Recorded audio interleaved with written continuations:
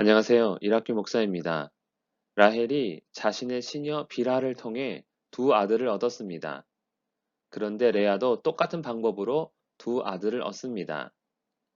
창세기 30장 9절에서 13절입니다. 레아의 네 번째 아들, 하나님을 찬송하다란 뜻의 유다를 보거나 그리고 몸종 실바를 통해 얻는 두 아들의 이름을 본다면 레아는 더 이상 라헬과 경쟁하거나 야곱의 사랑에 대한 미련이 있다고 할 수 없습니다.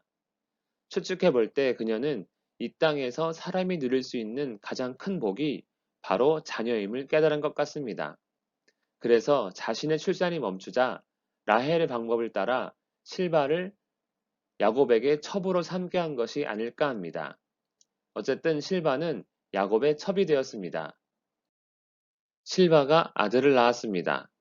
레아는 이름을 갓, 복이라 짓습니다. 갓이란 이름을 볼 때 더 이상 남편에 대한 기대나 라헬과의 경쟁의 의미는 찾아볼 수 없습니다. 몸종을 통해 낳았지만 그녀에게 있어 아들은 더 이상 경쟁의 무기, 남편의 마음을 빼앗기 위한 수단이 아닙니다. 하나님께서 베푸신 복 그 자체였던 것입니다.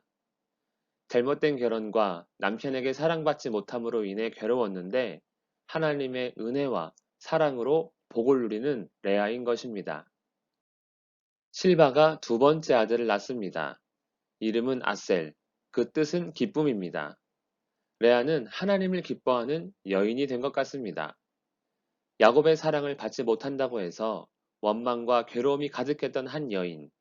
이제 하나님의 사랑을 받게 되자 환경적으로 달라진 것은 하나도 없음에도 기쁨을 누리게 된 것입니다. 이것이 은혜요, 믿음이 아닐까요? 복은 누릴 자격이 없는데 누리는 일입니다. 그래서 선물이요, 은혜라 말합니다. 주신 복으로 놀라운 변화가 일어났기에 기쁨도 얻습니다. 경쟁에서 이기는 것이 복이 아닙니다. 남들보다 공부를 잘하거나 조금 더 잘 벌거나 잘 사는 것이 기쁨이 아닙니다. 진정한 복은 하나님의 택함이요.